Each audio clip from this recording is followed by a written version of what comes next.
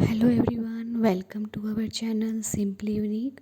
और आज मैं हैप्पी डोज में लेकर आई हूँ लव लव लाइफ पार्टनर के ऊपर।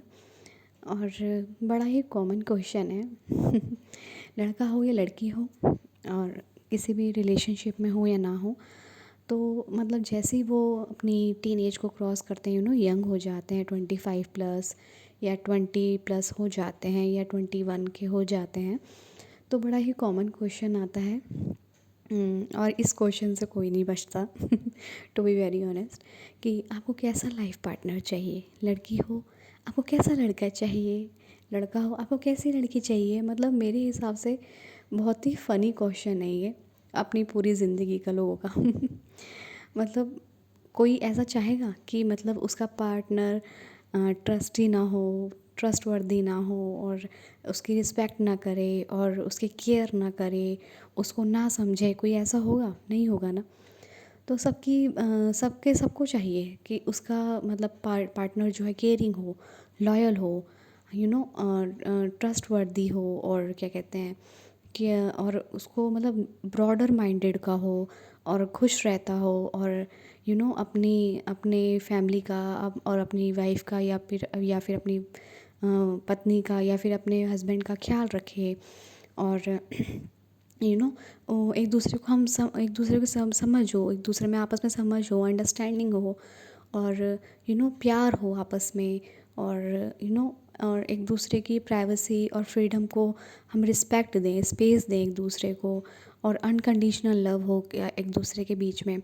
तो मेरी समझ में ये नहीं आता, कहीं भी जाते हैं तो मतलब बड़ा ही क्वेश्चन सा कॉमन सा क्वेश्चन है, तो मुझे बड़ी हंसी आती है। अरे मतलब सभी लोग चाहते हैं कि भाई हमारा पार्टनर हमें कैसा मिलना चाहिए, सभी को एक डिज़ायर पार्टनर चाहिए होता है। और सबसे ज़्यादा हम लोग इसी पे डेस्परेट क्यों होते हैं?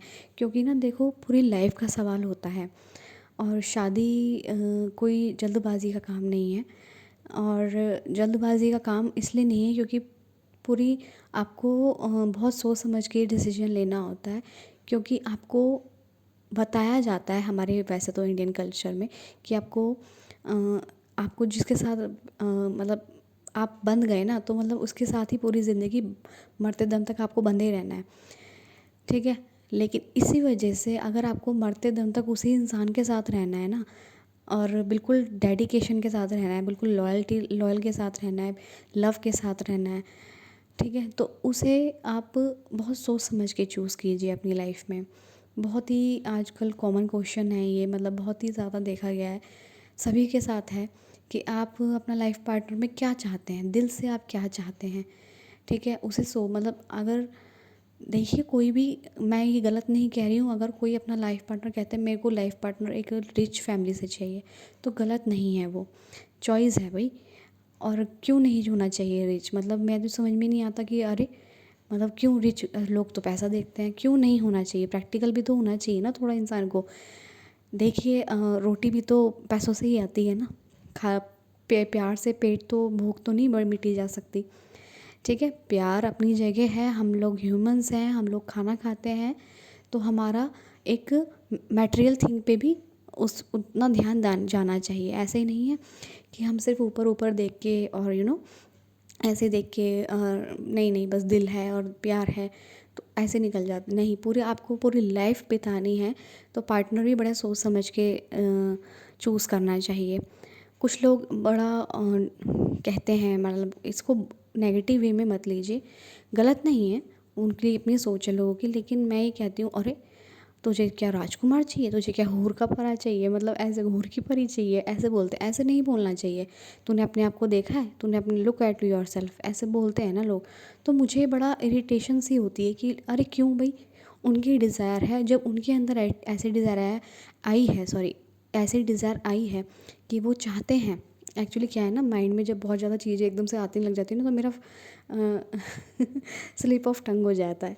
तो उनको उनका पार्टनर चाहिए, उनके अंदर डिज़ायर आई है भाई, और उनको खुद को देख के ही, मतलब वो अपने आप को देख, उनके अंदर डिज़ायर आई है, वो भगवान ने दी है, वो खुद को देख के ही बोल रहे हैं। अरे इसमें क्या गलत है? कोई पार्टनर अपनी सुंदर वाइफ चाहता है, कोई पार्टनर अपना हैंडसम पति चाहता है, तो उसमें क्या बुराई है? क्यों होता नहीं है क्या? बहुत से लोग देखते हैं कि बहुत से लोग सुंदरता को नहीं देखते, बहुत से लोग सुंदरता को मतलब मायने रखता है, उनकी मायने रखता है ये सब। कोई लोग कैसे में भी एडजस्ट करने लग जाते हैं, कोई कोई नहीं कॉम्प्रोमाइज़ करना पसंद करते। देखिए, शादी एक कॉम्प्रोमाइज़ वाली चीज़ नहीं है। बहुत से लोग कहते हैं आपको एडजस्टमेंट करना पड़ेगा, कॉम्प्रोमाइज़ करना पड़ेगा। नहीं, आपकी पूरी चॉइस है, आपकी पूरी चॉइस दी जाती है इंडियन लॉ के हिसाब से भी और आपके भगवान के हिसाब से भी। आपको यहाँ उतारा है अपनी चॉइस के अकॉर्डिंग जीने के लिए इस धरती पे। तो अपना पार्टनर सोच समझ के चुनिए, ठीक है। और हाँ, डिसीजन आप लेने से कतराइए मत। कोई भी हम डिसीजन लेते हैं तो उसे कतराना नहीं चाहिए। अगर वो गलत भी साबित हो गया, बहुत से लोगों की मैरिज फेल हो जाती है, तो इट्स ओके। इसमें कोई मतलब रॉकेट सा इतना कोई मतलब क्या कहते हैं, मतलब पहाड़ नहीं टूट पड़ा कोई। ठीक है, उसने अपना पसंद किया था और वो सक्सेसफुल नहीं हुई, तो इट्स ओके, इसको भी एक्सेप्ट करना चाहिए कि चलिए ठीक है, हमने डिसीजन तो लिया ना। बहुत से लोग तो डिसीजन ही नहीं लेते, डर के मारे बैठे रहते हैं, ठीक है। तो वो पर्सनल लाइफ का सबका मैटर अलग है, मैं किसी की पर्सनल चॉइस पे नहीं जा रही हूँ। और एक लोग बहुत ज़्यादा यू नो ख़ास तौर से, अब मैं नहीं कहूँगी मैच्योरिटी, देखिए कोई जिस इंसान को जिस एज में जितनी समझ होती है वो उतना ही काम करता है। मेरी अभी जो जितनी एज है या जो भी है, उसमें जिस हिसाब से मेरी अंडरस्टैंडिंग और मेरा माइंडसेट थिंकिंग पैटर्न काम कर रहा है या मेरे एक्सपीरियंस काम कर रहे हैं, मैं उस हिसाब से काम करती हूँ, ठीक है। अगर आप मुझे कहने लग जाए कि आप 100 साल की उम्र के हिसाब से सोचिए और मैच्योरिटी दिखाइए, तो वो नहीं है पॉसिबल। मतलब मैं नहीं कह सकती हूँ कि हाँ मैं उस लेवल का डिसीजन ले लूँगी। लेकिन हाँ, अपने ऊपर इतना भरोसा रखिए कि आप अपनी चॉइस जो डिसीजन लेंगे उस पर उसे ठीक करके दिखाएंगे। गलत हो गया तब भी कोई बात नहीं, भगवान उतर के आपको सज़ा नहीं देने वाले हैं। खुद आप अपने आप को सज़ा देने के लिए गिल्ट में रह के सज़ा दे देते हैं। एनीवेज, तो इसीलिए कभी भी अपने लाइफ पार्टनर को चॉइस करें तो किसी के प्रेशर में आके मत कीजिए, एडजस्टमेंट के तौर पे मत कीजिए, कॉम्प्रोमाइज़ के तौर पे मत कीजिए। आपको वाइब्स मैच हों, आपको लगे कि हाँ ये कंपेटेबल है मेरे लिए, तो ही कीजिए। अच्छा, एक बात और, मतलब हमारे इंडियन कल्चर में, फॉन्डर में तो मुझे नहीं पता क्योंकि मैं वहाँ गई नहीं, वहाँ का क्या है क्या नहीं रूल हिसाब किताब। इंडियन कल्चर में क्या होता है, अरेंज मैरिज का सिस्टम होता है, ठीक है। बहुत हद तक अब तो कम हो गया है। अरेंज मैरिज का कल्चर होता है, तो पहले क्या होता था, मतलब अब भी है कुछ कुछ घरों में, जैसे लोकल एरिया में, रूरल एरिया में जा जाते हैं तो पेरेंट्स चूज़ करते हैं। तो पेरेंट्स चूज़ करते हैं तो वो चूज़ करके लाते हैं। अब उनके दिमाग के हिसाब से, उस थिंकिंग पैटर्न और कंडीशनिंग अपब्रिंगिंग के हिसाब से उन्हें वो सामने वाला पर्सन समझ में आ जाता है, चाहे वो लड़का हो लड़की हो, अपने बच्चे के लिए। फिर वो घर आके उसको कहते हैं, लो जी तुम देख लो जी तुम अब बात कर लो, और हमें तो, हमारी तो हाँ है, और तुम देखे, मतलब तुम, पहले तो ऐसे भी नहीं होता था। मतलब पहले तो ये था कि पेरेंट्स पसंद करके लिया है और घर में बता दिया कि ये पसंद करके आए, हाँ करिए है, और लड़की को तुम मतलब तैयारी शुरू करो। वो ये देखते ही नहीं थे कि मतलब लड़की राज़ी है नहीं है, कोई मतलब नहीं है, तैयारी शुरू करो, और हो जाती थी शादी। उसके बीच में थोड़ा सा और दौर आया, उसके बीच में हम कहने लगे चलो मतलब अरेंज मैरिज में पेरेंट्स देख के आते हैं, सब कुछ देख कर आते हैं, और मतलब पहले बायोडाटा एक दूसरे में एक्सचेंज होता है, उसके बाद पेरेंट्स देख कर आते हैं। उसके बाद वो अपने घर में आके कहते हैं, लो जी हमें तो पसंद है, अब लड़की को दिखा दो या लड़के को दिखा दो और इनका डिसीजन पूछ लो, ठीक है, ऐसे होता है। अब लड़की वहाँ ना करे या लड़का वहाँ ना करे, तो पता क्या कहा जाता है, उसे प्रेशर किया जाता है, कर लो, क्या पता आगे मिले ना मिले, ऐसे ही ना मिले तुम्हें, तुम्हारी एज हो रही है, तुम फिर कब करोगे, हम बूढ़े हो रहे हैं और एज है हो रही है, ये हो जाती है, ये दिक्कत हो जाती है। मतलब लड़कियों को तो बहुत ही, मतलब क्या कहते हैं, घटिया से घटिया एग्जाम्पल दिए दे के उन्हें डराया जाता है, प्रेशर में दिया जाता है, इमोशनल ब्लैकमेल किया जाता है। जब प्रेशर से बात नहीं बनती तो इमोशनल ब्लैकमेल उनको किया जाता है कि अरे कर लो, ये है वो है, मतलब हम बूढ़े हो रहे हैं और हम भी कुछ देख लेंगे मरने से पहले, एंड ऑल दैट, उनका कुछ एग्जाम्पल होता है, ठीक है। अब वो बंदी फंस गई। अब उसे वो पसंद ना हो, चाहे वो जानती नहीं, एक तो अननोन।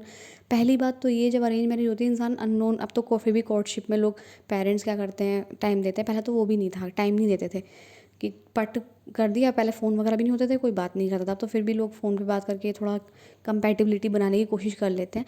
अगर बन जाती है तो ठीक, और फ़ोन पे भी कंपैटिबिलिटी नहीं बनती तब भी भेड़ चाल की तरह कर दो बस, ज़बरदस्ती कर दो, क्योंकि तुम्हारी एज हो रही है, मतलब वही एक्सक्यूज़ आगे जो समाज हमें देता है।